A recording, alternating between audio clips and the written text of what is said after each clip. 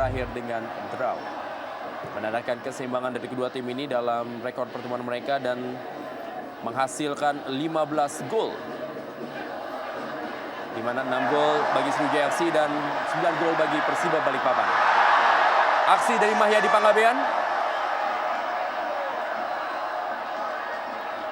Ya, sebuah tusukan yang dilakukan oleh Mahyadi. Kita lihat apa keputusan wasit Soeharto. Di pertandingan melawan PSM, Mahyadi membuat Sriwijaya mendapatkan hadiah penalti untuk gol pertama karena di sliding oleh Fadli Hariri di luar kotak penalti, sedikit di luar kotak penalti. Kali ini Rusdiansyah yang kita bisa melihat ada pergeseran posisi. Mahyadi Panggabean yang biasanya kita kenal bermain di posisi sebelah kiri, saat ini bermain di posisi gelandang kanan karena tidak ada Arif Suyono di posisi itu yang menderita cedera juga.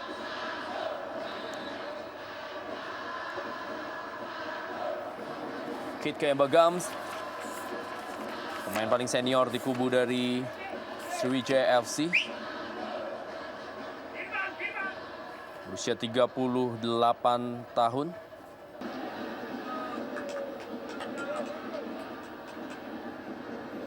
Dan Park Jung-won sendiri pun juga adalah tipikal striker yang bukan seorang finisher atau juga penyelesaian akhir.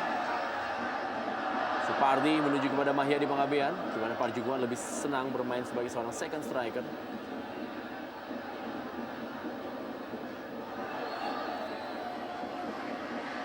Pelanggaran dari Doni F. Siregar.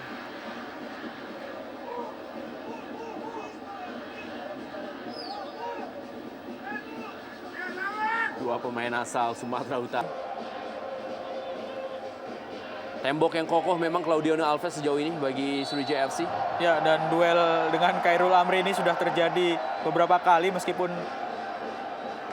sampai sejauh ini Amri masih belum bisa menaklukkan secara telak Claudiano. Kita lihat harus melakukan pelanggaran untuk merebut bola.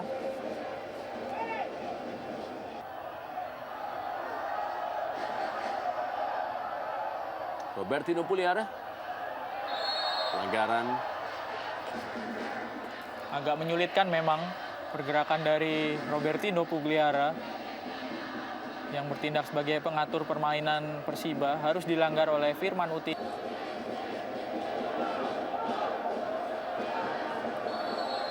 Kembali terjadi sebuah pelanggaran.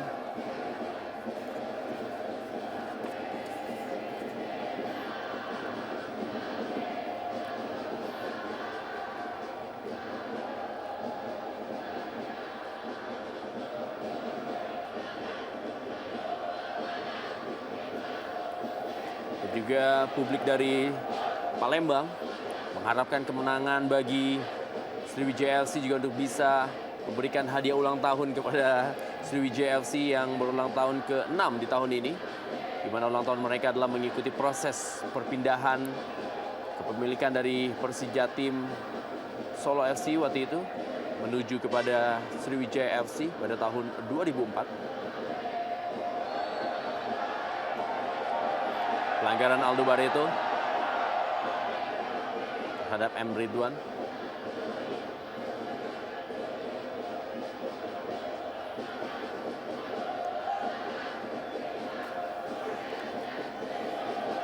Park Jung-won. Sangat sulit kita lihat bagaimana Park Jung-won masih mencoba melakukan sebuah penetrasi.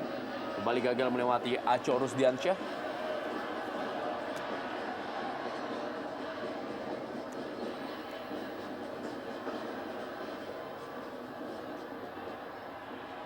Ya, terlihat kesakitan Rusdiansyah setelah berbenturan dengan Park Jung-won. Sampai sejauh ini masih cukup rapi dan cukup terkoordinasi dengan baik para pemain belakang dari Persiba. Ini juga dibantu ataupun terbantu karena para pemain Sriwijaya FC yang terlihat masih kurang kompak dalam melakukan serangan. Ada sebuah injakan memang tadi dari Pak.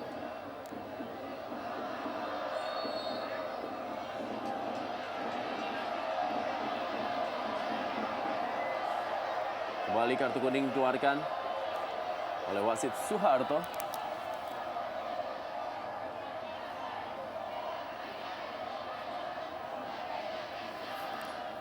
Ya, bertambah lagi PR bagi Sriwijaya serta pelatih Ivan Kolev karena sudah 2 orang pemain yang terkena kartu kuning, Dirga Lasut dan Mahyadi Panggabean. Akan sangat berbahaya kalau mereka mendapatkan akumulasi karena ini artinya Sriwijaya akan kembali kehilangan pemain yang tidak bisa dimainkan mungkin di pertandingan selanjutnya.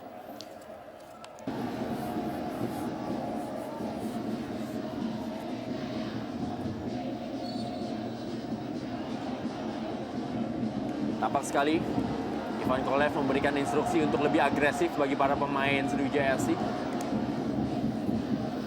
Tekanan demi tekanan yang mereka lakukan setidaknya berhasil membuat kedudukan sama kuat kali ini 1-1. Ya, di 5 menit pertandingan baru berjalan ini memang sangat-sangat rawan, menit yang sangat rawan. Siapa yang lengah biasanya akan kebobolan, apalagi jika tim lawan langsung melakukan serangan frontal dan permainan yang cukup cepat seperti yang diperlihatkan oleh Sriwijaya FC tadi dan pelatih Ivan Kolev. Tapi dari permainan memang sudah berubah. Sebuah peluang kembali kali ini. Mahyadi Panggabean.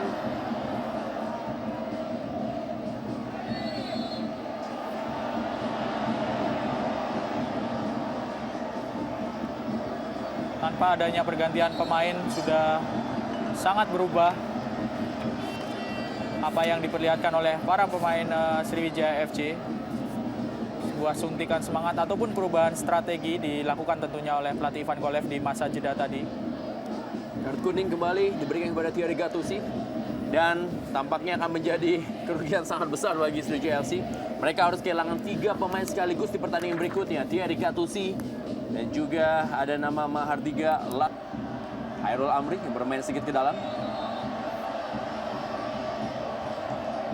Cukup keras pelanggaran yang dilakukan terhadap Hairul Amri.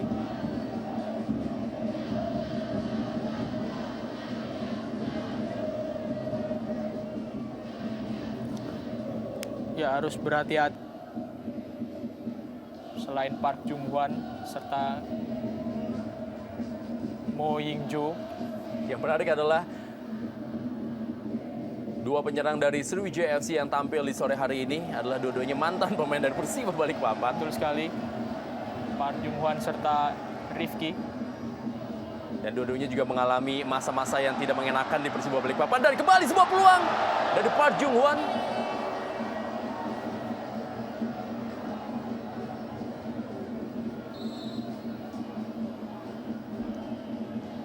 Masih menggeletak Park Jung-hwan. Sebuah peluang yang cukup terbuka sebetulnya tadi dimiliki oleh Park. Ya, bola yang sulit memang diantisipasi oleh para pemain Persiba karena datangnya di antara Rusdiansyah.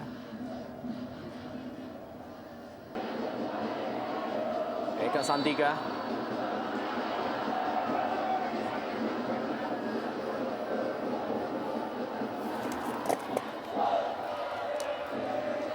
Ivan Kolev.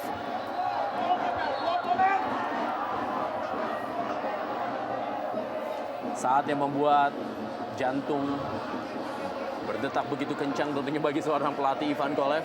Sisa waktu kurang dari 1 menit, tetapi dalam kondisi tertekan. Ya, dan kita lihat sekali lagi Fauzal Mubarok kelihatan mengalami masalah di kaki kanannya. Sebuah keadaan yang benar-benar tidak diinginkan oleh pelatih Ivan Kolev. Sangat merata memang cedera yang dialami oleh para pemain Sriwijaya.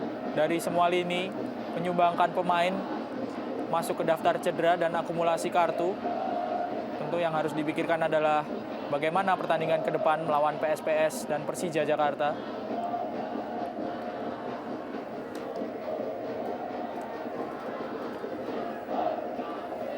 Karena praktis mereka hanya menyisakan seorang penjaga gawang bernama Andi